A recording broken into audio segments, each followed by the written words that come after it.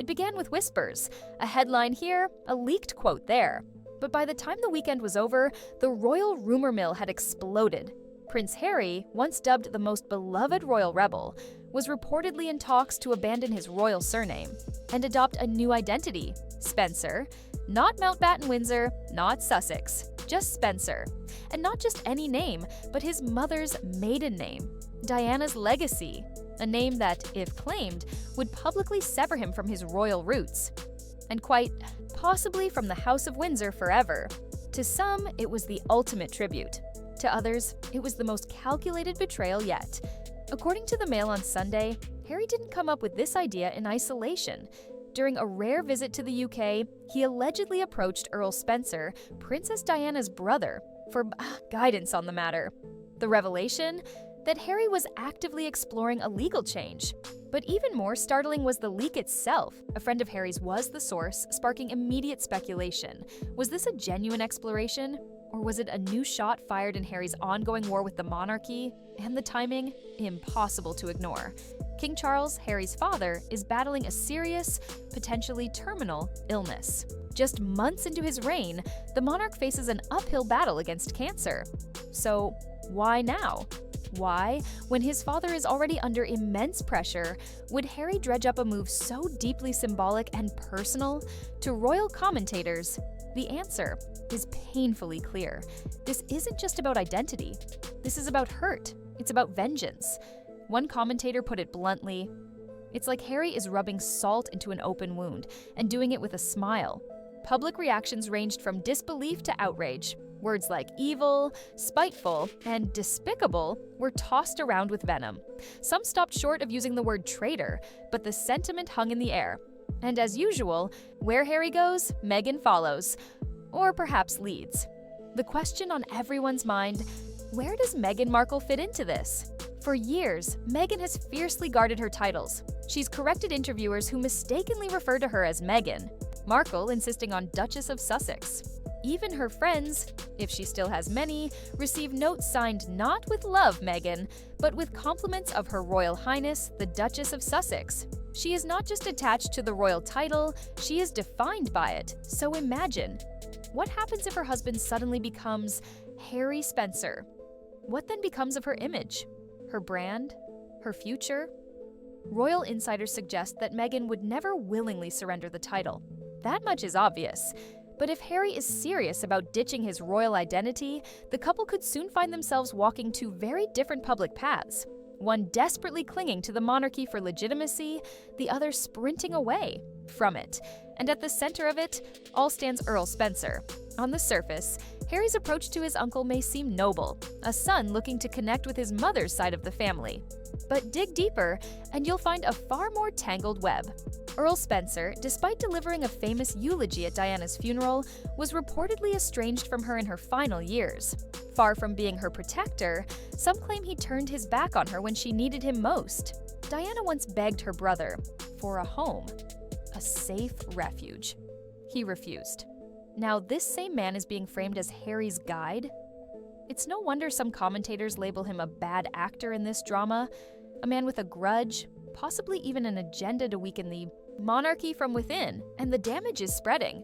On-air voices, both British and American, have torn into Harry's motives, questioning whether this move has anything to do with tribute or if it's just another carefully timed attack, especially after Harry's now infamous BBC interview, where he aired grievances against his father amid Charles's cancer diagnosis. Once might be a coincidence, twice is a pattern. But make no mistake, if Harry proceeds, it could be the final straw. The British public, once sympathetic to the young prince who lost his mother so publicly, is rapidly losing patience. The calls to strip Harry and Meghan of their royal titles have never been louder. Parliament may hesitate, but the people are growing increasingly fed up with the Sussex circus. The irony? Meghan's own media efforts are doing little to change the narrative. Her podcast, Confessions of a Female Founder, was supposed to signal a reinvention. Instead, it flopped. Even a bonus episode featuring Beyoncé's mother wasn't enough to resurrect interest. Critics slammed it as a desperate attempt to stay relevant. And now, the backlash is hitting not just Harry and Meghan, but those around them. Brooklyn Beckham and Nicola Peltz, themselves embroiled in a growing feud with the Beckham family, have reportedly hired Harry and Meghan's legal team to manage their reputations. If true, it signals more than just friendship. It suggests that the Sussexes are building a circle, one bound not by loyalty, but by shared public alienation. Royal commentators were quick to mock the decision. Taking PR advice from Harry? Good luck. One scoffed, if you want to, tank your brand, go right ahead. All of this, the name change rumors, the podcast failures, the questionable alliances, paints a clear picture. Prince Harry is in freefall. And whether he realizes it or not, he's dragging everyone around him down too. The symbolism of ditching Mountbatten-Windsor cannot be overstated. That name isn't just about Charles or the monarchy. It's a fusion of Queen Elizabeth's legacy and Prince Philip's sacrifice. It represents lineage, duty, and 1,000 years of royal history. Abandoning it is akin to declaring, I'm not one of you anymore. So what happens now? Well, technically, anyone in the UK can change their name with a deed poll. But Harry's situation is different. He's not a private citizen. He's a royal by birth, a prince of the blood. A name change of this magnitude would be less about legal documentation and more about symbolic warfare, and the monarchy would be forced to respond.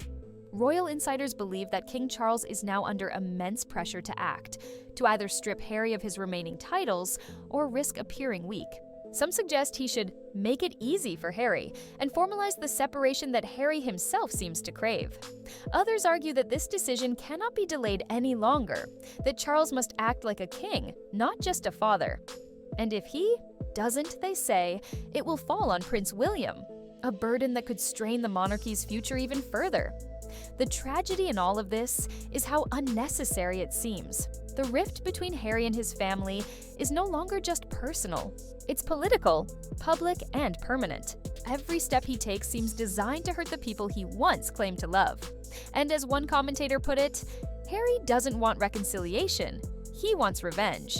Meanwhile, Meghan clings to the one thing keeping her in the headlines: the title.